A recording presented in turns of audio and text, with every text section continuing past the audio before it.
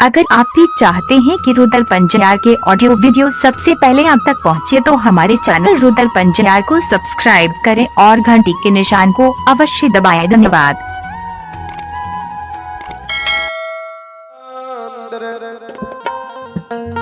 शंकर जी उमा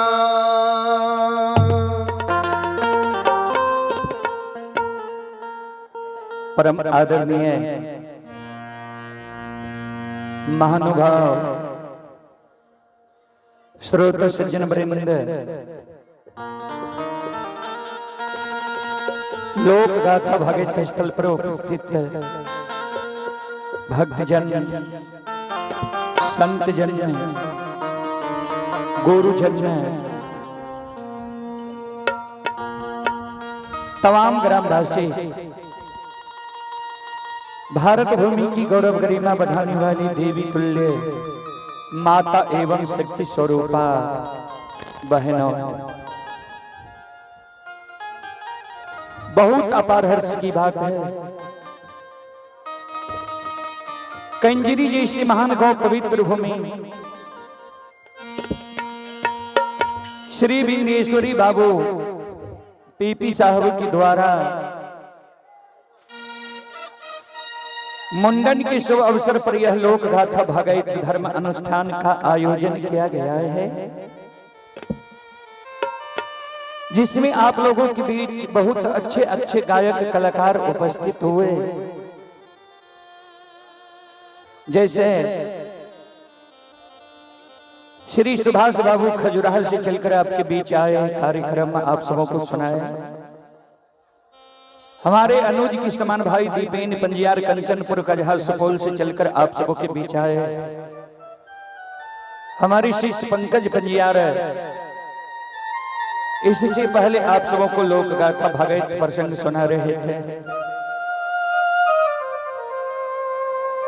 अभी आप सबों के बीच मैं रुदल पंजियार माँ भगवती लोक गाथा भागवत मंडली ग्राम पंचायत बेलवारा प्रखंड सिमरी बख्तियारपुर जिला सहरसा, आप सबों को मैं कुछ देर सेवा करने का प्रयास करता हूं, कारण यहाँ का कार्यक्रम समाप्त हो चुका है। अब गहवर के कार्यक्रम के लिए हमारे ग्रामीण मंडली गए हैं। कुछ देर में आप सबों को लोक गाथा भागवत सुनाने का प्रयास करता हूं। आप लोग शांति का दान देकर बैठे, लोक गाथा भागवत प्रसंग सुनकर पुण्य के भागी बने। वही देवी गीत में आप सबों को सुनाने का प्रयास करता हूं, जो देवी गीत आप लोग कैसेट में बार बार सुनते होंगे। आसनी निपैत मां तरह दिखिए है, जिस देवी गीत को YouTube पर अभी तक लगभग 1 करोड़ से ज्यादा श्रोताओं ने देखा है, सुना है, वही देवी गीत में सुनाने का प्रयास करता हूं। आप लोग शांति का दान देकर बैठे, लोक गाथा भागवत प्रसंग सुनकर पुण्य के भागी बने।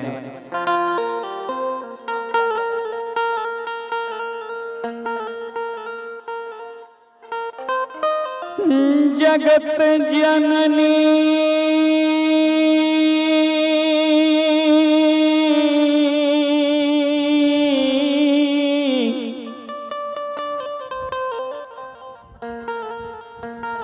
जगदम्बे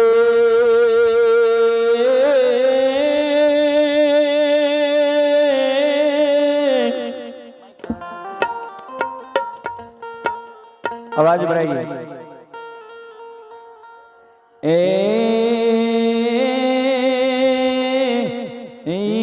मां हे मां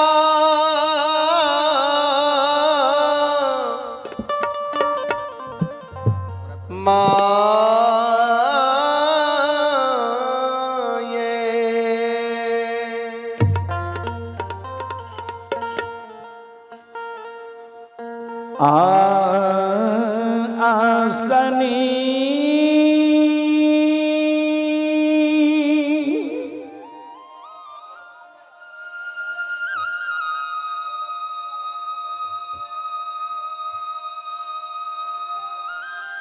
ए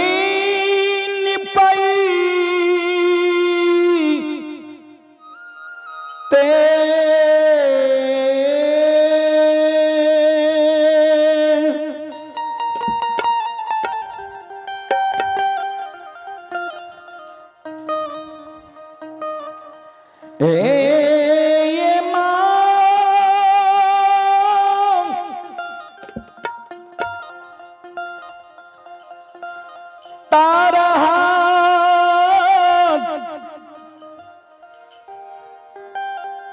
खियाई मैया ये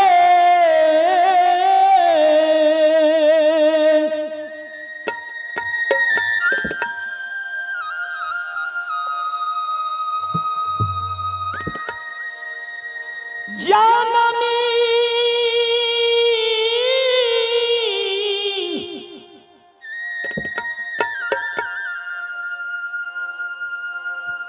तारा तखियाई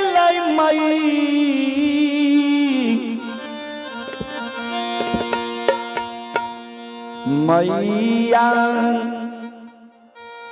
आए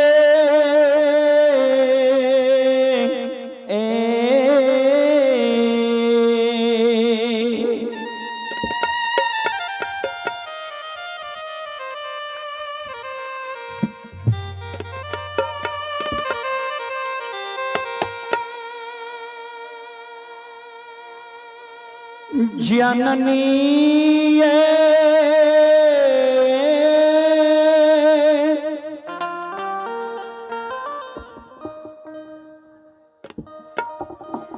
दूपा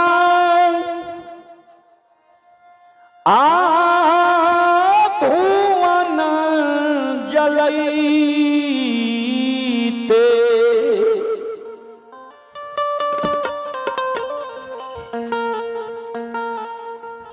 चुटकी जान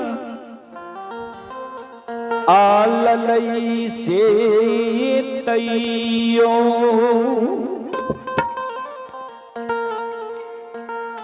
लोग लहानामा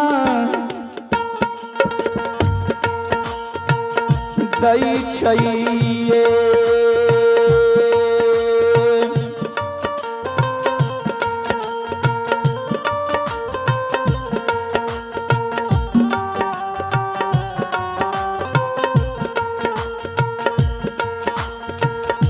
आसनी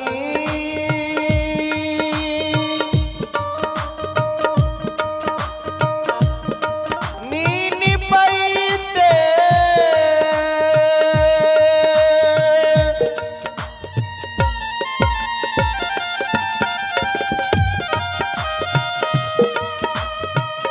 हे माता रहत खियाइलैये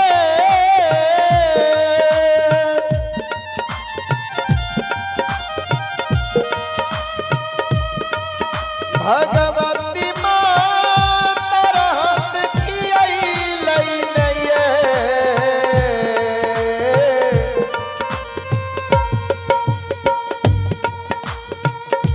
माता ये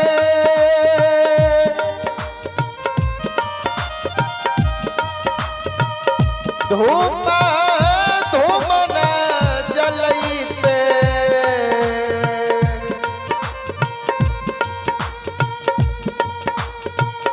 चुटकी जाल लैसे यतयो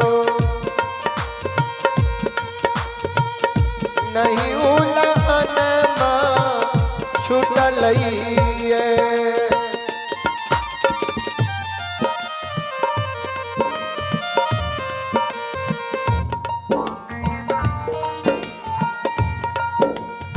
श्रोत सज्जन वृंद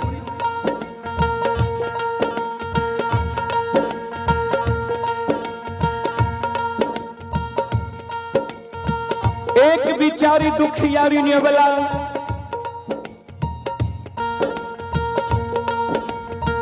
माँ जगत जननी जगदम्बे भवानी आदि शक्ति भगवती के गहवर के उस्तार पर जाके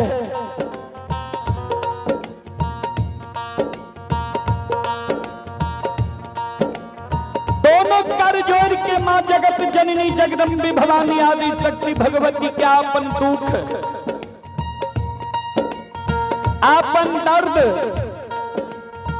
आपन कष्ट सुनाबै जी माँ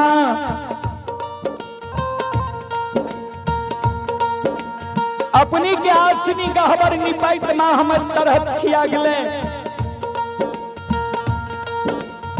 अपनी के गहबर में धूप धुवन जलावत जलावत माँ हमर चुटकी जल गले। अपनी के गहवर में चढ़ावे के लेल फूल तोड़े तोड़े त माँ नाखून खिया गले। अपनी के गहवर में प्रतिदिन सांझ दैत दैत माँ प्रत्येक साड़ी के आंचल जल गले।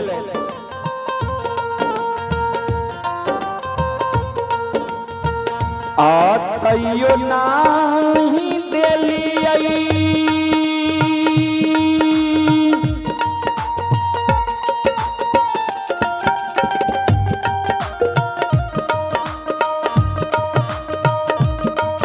जगत जननी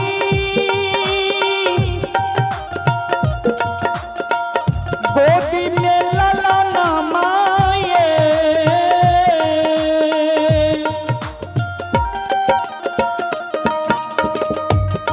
भागवती माँ गोदी में खिलौना मानिए।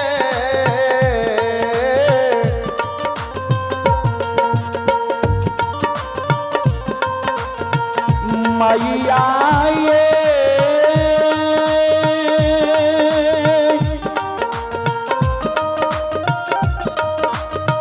हमारा बनलिए।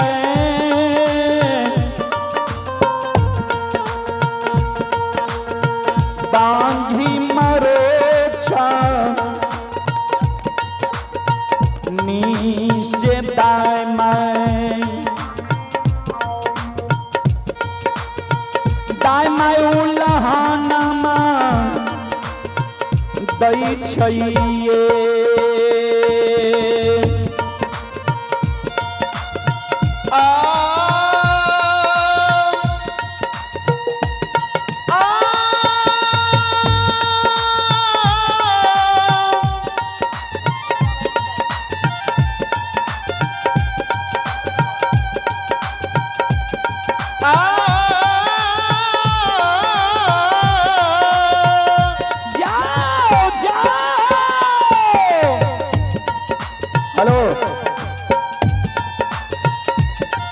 हेलो हेलो हेलो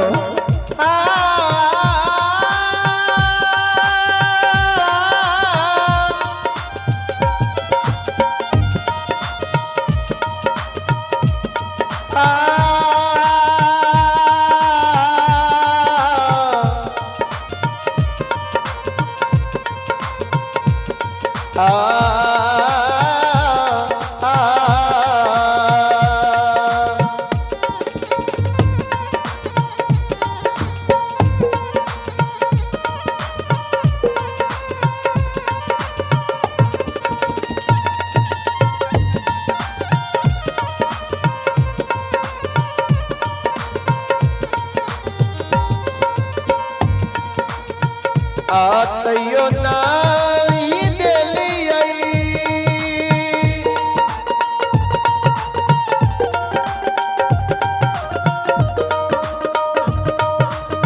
हे माँ गोदी में ललना माये।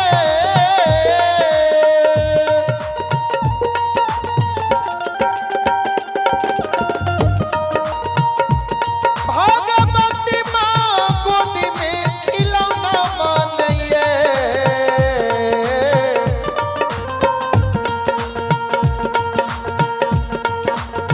माता ये हमारा बनलिए।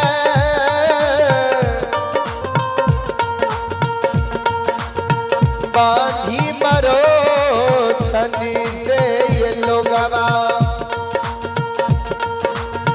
दाय मैं उलहन माँ दै छिए। संत शिरोमणि श्रोताबंधु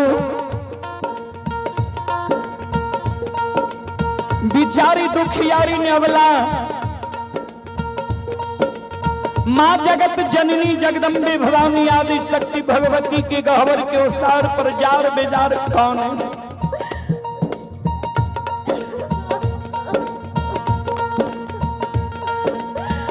आंख से आंसू बिचारी दुखियारी के माँ के गहवर के ओसार पर गिरी थी माँ। हमारा कोई से जे माँ यहाँ एगो बेटा बेटी नहीं दिलिए, पुत्र पुत्री संतान नहीं दिलिए। एक बेटा बेटी के कारण दाई माँ सास ननंद गोतनी पड़ोसनी हमरा उल्हन दी है, उपराग दी है, हमार नाम माँ बांधी रखनी है।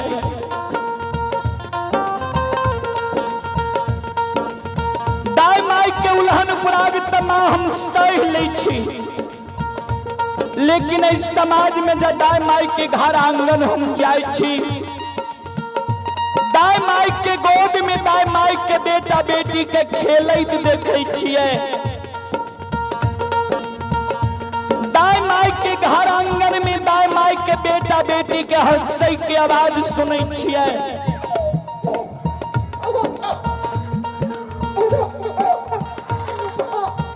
दाई माई के घर आंगन में दाई माई के बेटा बेटी के ठुमुक ठुमुक चलैत देखे छियै। दाई माई के गोद में दाई माई के बेटा बेटी के कानै की आवाज सुनै छियै।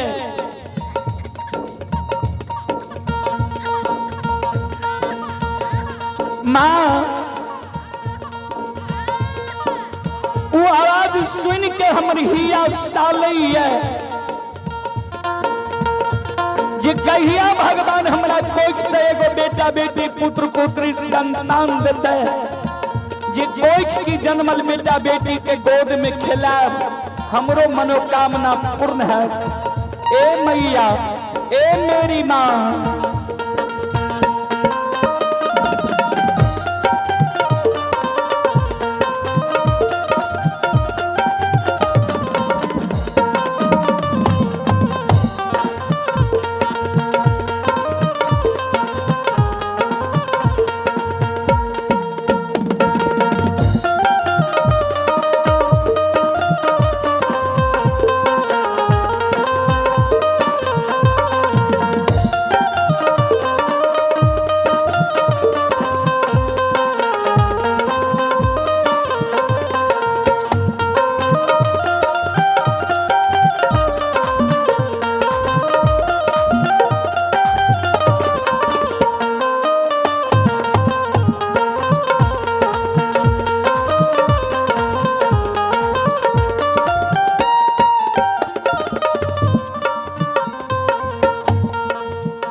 सबके आंगनमा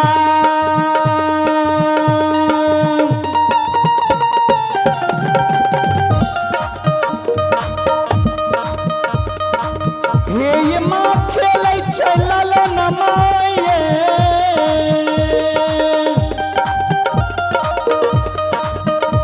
भगवती माँ खेलै छै ललन मानैये। मैया ये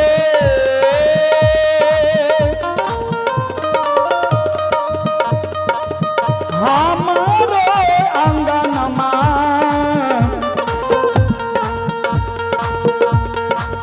लागै छै उदान सास एके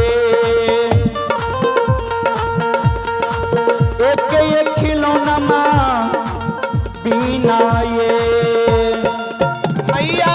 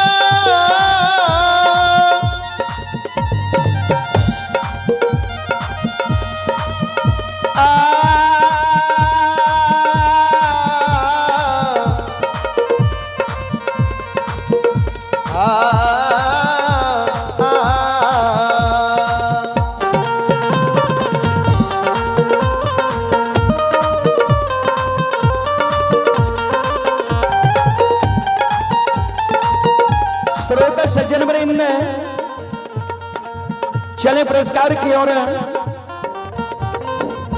आप ही कनिए अभी अंतर सिमरी बख्तियारपुर, कनिए अभी अंतर सिमरी बख्तियारपुर की ओर से श्रद्धा की साथ भरी उदार दिल सी शानदार 201 रुपये की पुरस्कार आए हैं। एक बार श्रद्धालु के नाम पर जोरदार ताली हो जाए।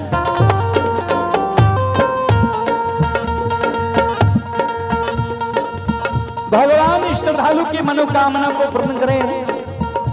मां सरस्वती परिवार में बाल बच्चे को सद्बुद्धि सद्ज्ञान दे। बाबा भोले भंडारी भंडार को भरे रखें। जय हो दानी श्रद्धालु की जय हो, जय हो दानी श्रद्धालु की समस्त परिवार की जय।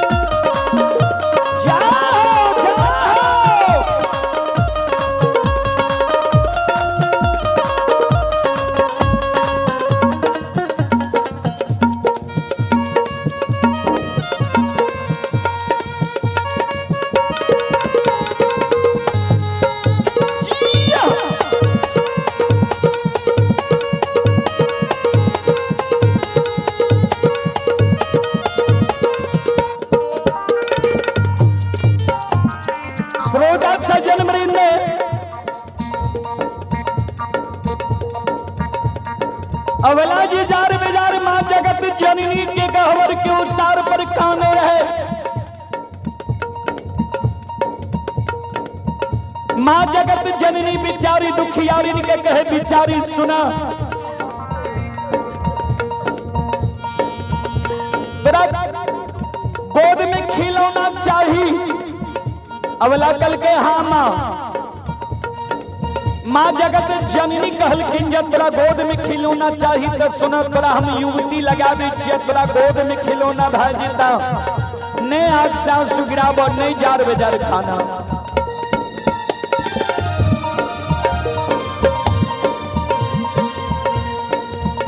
घर पाछुअरबा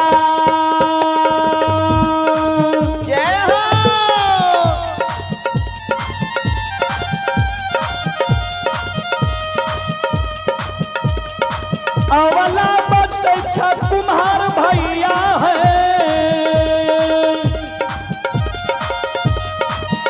हे बेचारी बचते छ कुम्हार भैया है। अवला ये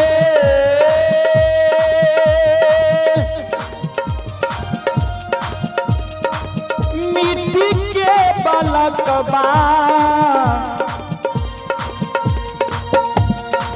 लिहो बनबा इसे पोखिया। दुख तोरा छुटिए जैता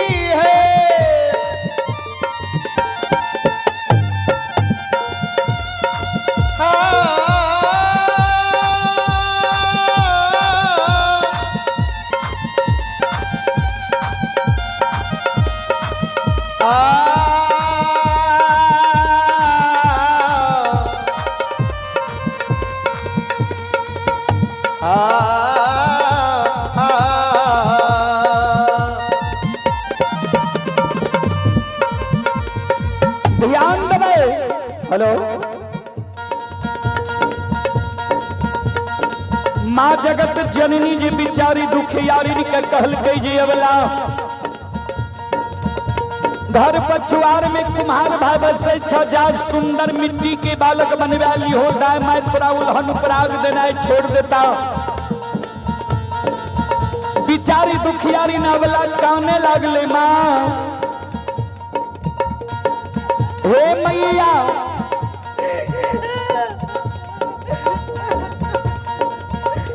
मिट्टी के बालक ठेस लागे तो माँ फूट जाए छे।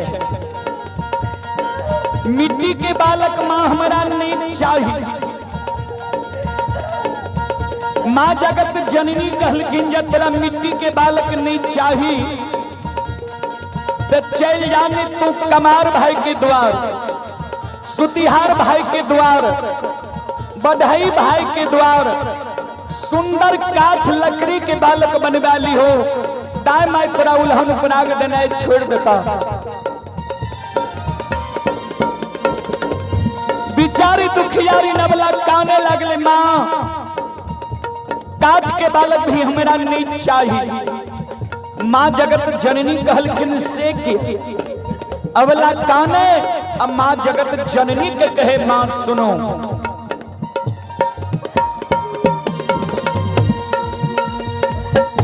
काठ के बालकबा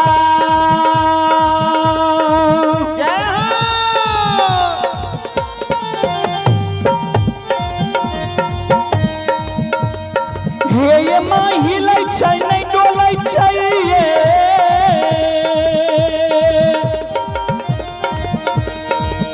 भागवती माँ मुख से नहीं बोलै छै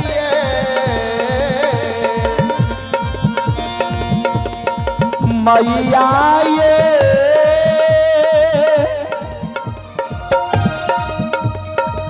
नहीं पिए बत्ती सो सुआ दूध से कोना कोना उलहनमा छूटत काठ के बालकबा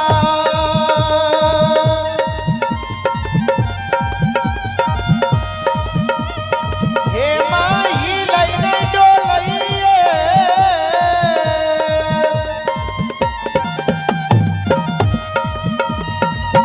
भागवती माँ मुख से नहीं बोलै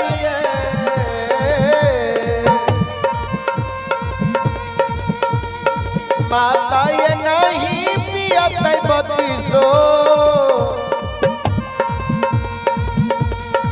तुआ तू फंसे ये कोना कोना उलहनमा छुटत ये संत शिरोमणि श्रोता बंधु अवला जी माँ जगत जननी के कहल के काठ के बालक नहीं हिलै छै नहीं डोलै छै नहीं बत्ती सुआ दूध पिए छै काठ के बालक माँ हमरा नहीं चाहिए।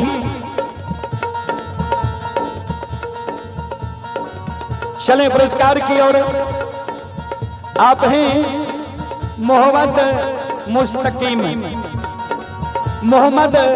मुस्तकीम सहरसा की ओर से श्रद्धा के साथ बड़ी उदार दिल से शानदार 101 रुपये की पुरस्कार आए हैं।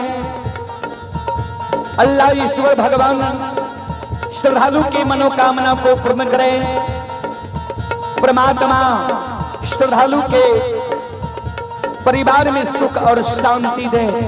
जय हो दानी श्रद्धालु की जय हो, जय हो दानी श्रद्धालु के समस्त परिवार की जय हो।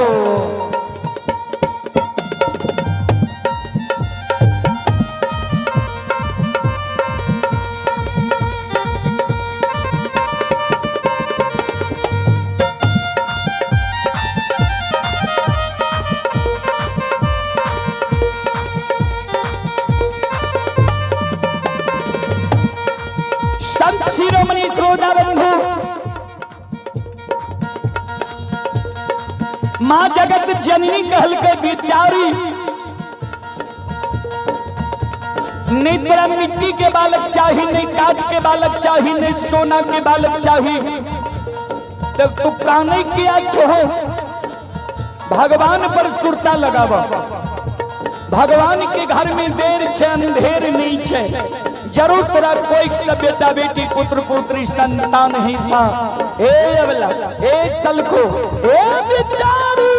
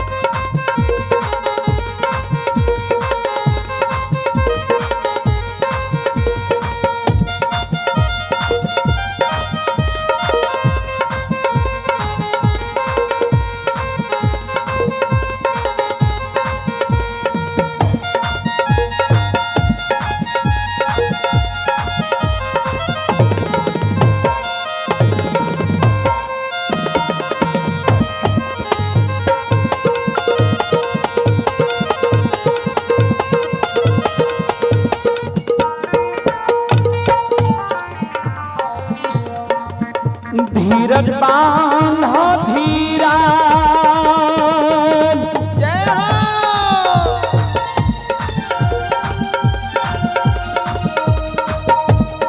अवला दिल में धीरज बांधा है,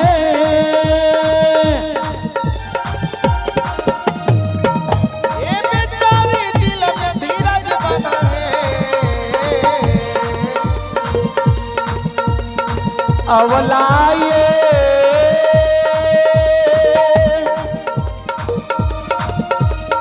भगवान